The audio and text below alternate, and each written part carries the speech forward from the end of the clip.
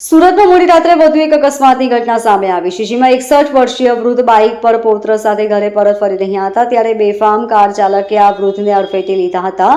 આ અકસ્માતમાં કાર ચાલકે બાઇક સવાર વૃદ્ધને અડફેટે લેતા બાઇક પર સવાર પુત્ર નીચે પટકાયો હતો અને વૃદ્ધ બાઇક સાથે દૂર સુધી ઘસડાયો હતો.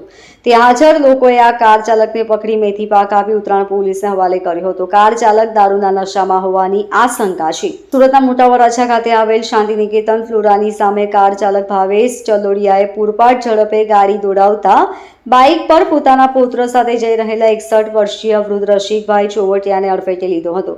આ અકસ્માતની ઘટનામાં રસિકભાઈનો પુત્ર બાઇક પરથી ફંગોળાઈ ગયો હતો, જ્યારે રસિકભાઈ થોડીક જ દૂર સુધી બાઇક સાથે જ ઘસડાઈ ગયા હતા.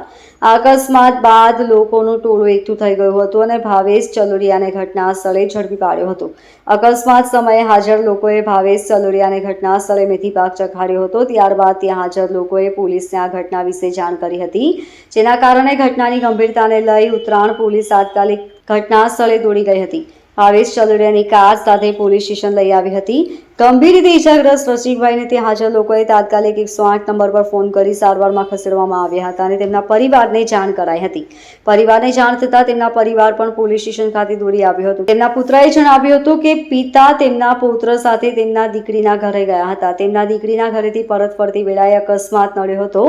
અમને ઘટનાની જાણ થતાં અમે તાત્કાલિક હોસ્પિટલ ખાતે દોડી આવ્યા હતા, જ્યારે ઉત્તરાયણ પોલીસે આરોપી કાર ચાલકની ધરપકડ કરી વધુ કાર્યવાહી હાથ ધરી છે. Bureau report LK star news, Surat.